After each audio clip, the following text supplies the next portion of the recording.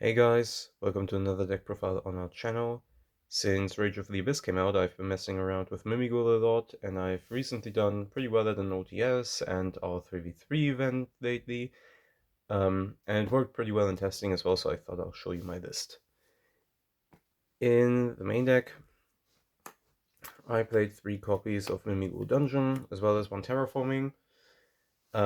This card is great. It kind of sets up a dock where your opponent has a hard time playing, and it can add a Mimighoul from your deck to your hand or your graveyard to your hand once per turn.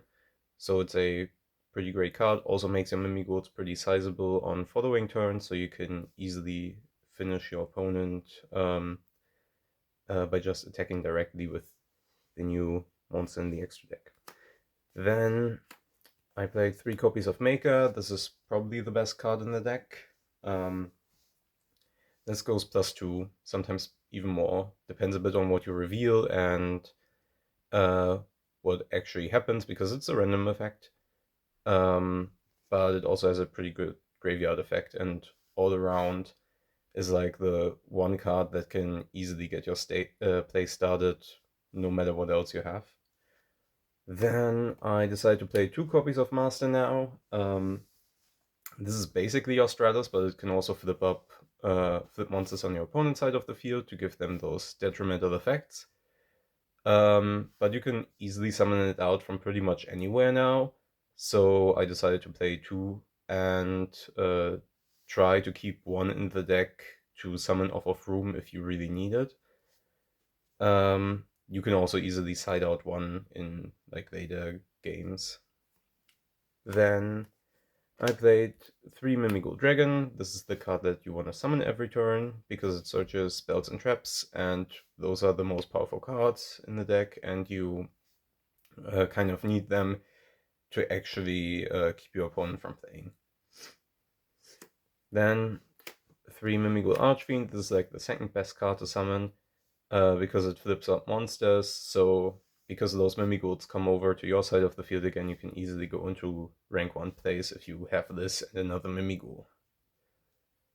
Then the new Mimighoul monsters from Rage of the Abyss in the main deck all have one thing in common: they're extenders with different summoning requirements. So I played 1 Armor, which basically works like a Cyber Dragon. It can summon itself to your field as well as to your opponent's side of the field, but to your field only if your opponent controls a monster. This is pretty much only used as an extender. Then 2 copies of Fairy, which can summon itself if you control the Mimighoul, and also has a decent flip effect that prevents your opponent from activating monster effects of monsters summoned from their hand this turn, which can lock them out of Diabellstar, for instance, if they start with Deception. Then 2 copies of Slime. This is the worst extender because it only summons itself to your side of the field if your opponent controls more monsters than you do. That pretty much only happens going second, but it has a pretty good flip effect that allows you to summon a Mimighoul from your deck. So you kind of want to keep it, and you need a bunch of names to always have Maker alive. Then lastly, for the engine cards, I played 2 Room. This card, together with Dungeon, sets up this annoying lock that keeps your opponent from attacking and normal summoning. But you kind of want to do it again because you can't always kill your opponent on the second turn then. Yeah. Then I played 2 Talents and 2 Thrust because you force your opponent to activate monster effects, so obviously those are like kind of non-brainers. Thrust can also get you terraforming for the field spell. It can set room if you get hand trapped. It can set impermanent also play if you already have room. So it's like just all around a good card. Otherwise, you pretty much always get talents with this to look into your opponent's hand. Then I decided to play 2 Bestials. Those are pretty good in the format right now. I think they're better than Nip, and that's why I cut Nip for these. Also, similar to Tempai, Dragon can be searched off of Magna Mood if you use it when your opponent goes first. so it can even kind of bridge into your engine. Then, because you're not really bothered by it, I played 3-Dimension Shifter.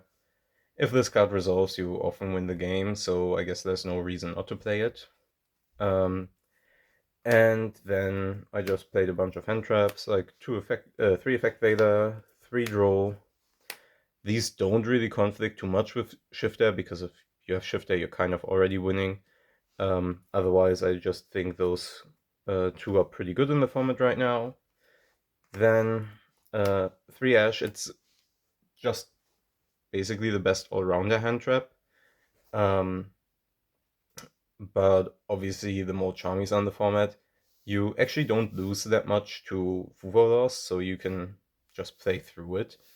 But obviously Perulia really hurts you because you summon a lot from the hand. And then I decided to play 3 impermanents. Again, set it off of Thrust if you already have everything else and you got hand trapped. Otherwise, just a decent hand trap right now. And lastly, 1 angel statue for the rabbit in the extra deck. Speaking of which, in the extra deck, I played 2 giant Mimighoul. This card is really good. It's new out of Rage of the Abyss, and on summon searches any Mimighoul card. So before you only had one way of searching spells and traps, which means you either had to go for dungeon or room of Dragon.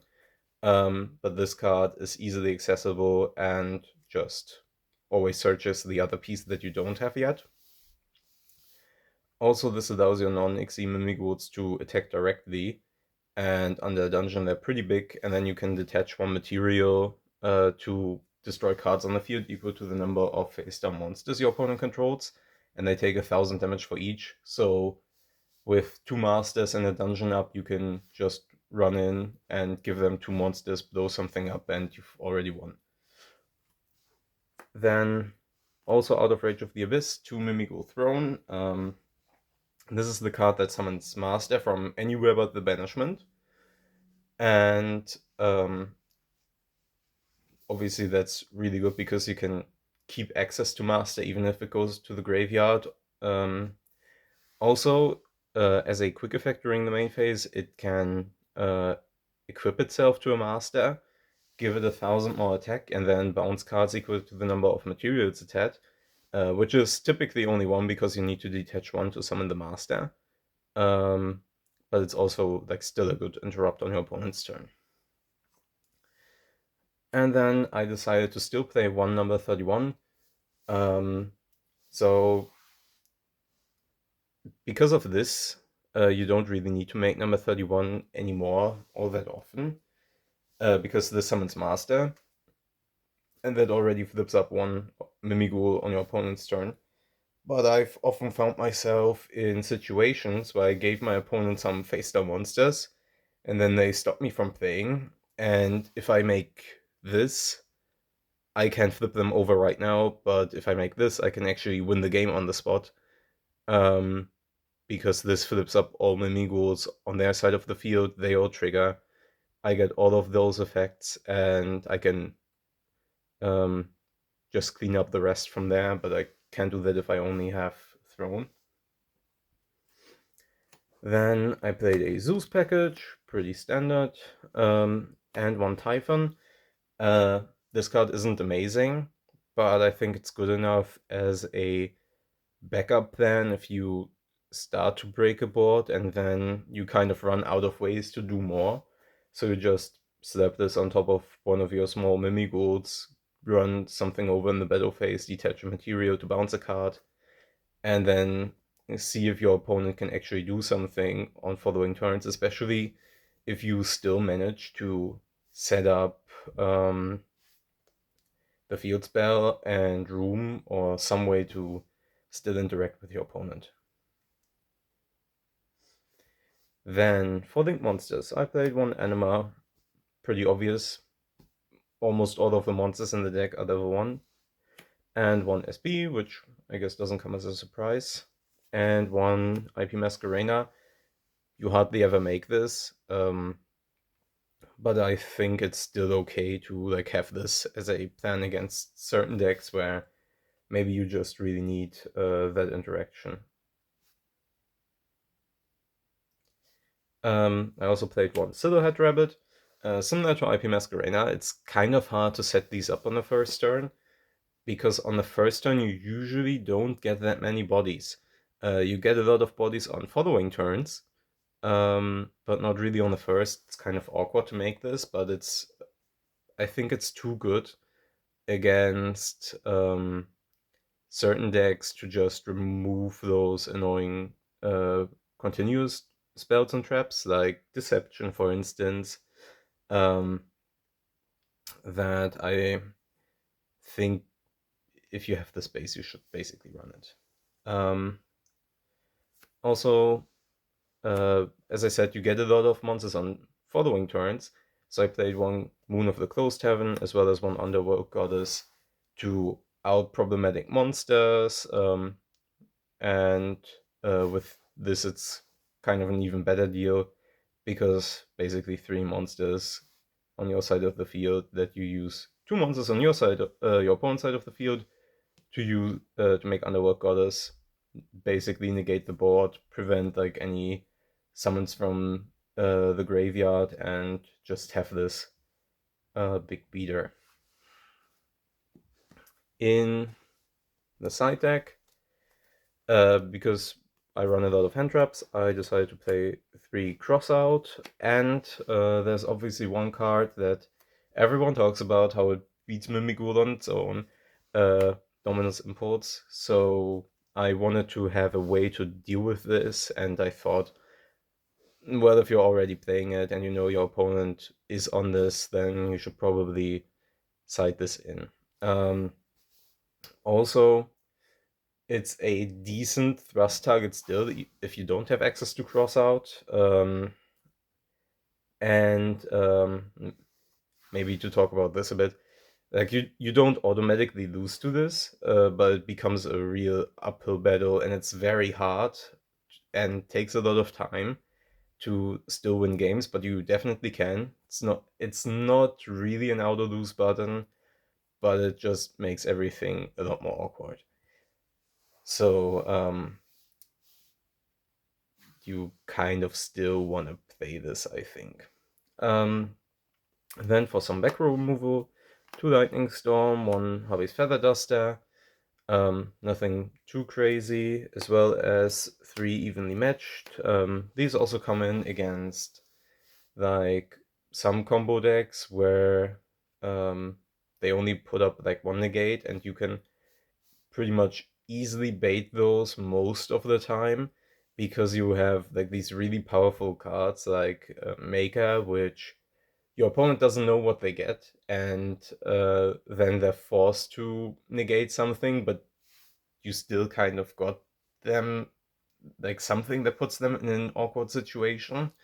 So they often just negate that if they can, and then evenly can pretty much clear up the entire board, and from that point it's really tough for them to win.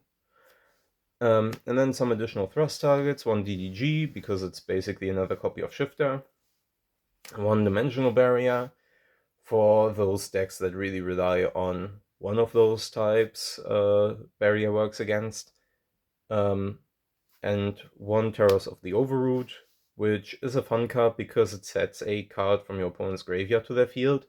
So if you choose a monster, you actually get the dungeon lock life again, even without room on the field. And obviously it's good for like outing problematic cards which are otherwise tougher to out, like Chaos Angel. Um, it's also good against like floodgates that your opponent might still have. And then speaking of floodgates, I had 2 more slots, so I decided to play it with Pancratops. You decide the number of monsters on your opponent's field. So if you find yourself in a matchup where you want to side out a lot, you can just bring these in. These are still good going second, and I decided to play them over Fenrir because I thought that it's kind of awkward, because with Fenrir you pretty much really have to enter the battle phase, hit over something, and then still on attack declaration activate the effect. So I like this better because it didn't need to do uh, it right then and there when you declare the attack, so it's not as susceptible to effect negation, but also this removes itself from the field, so even on the like skill drain or something, you can still use this. And that is pretty much it for the stack profile. If you want to see more on the stack, how to play, how to decide what to do, let us know in the comments below, and we'll see you in the next one.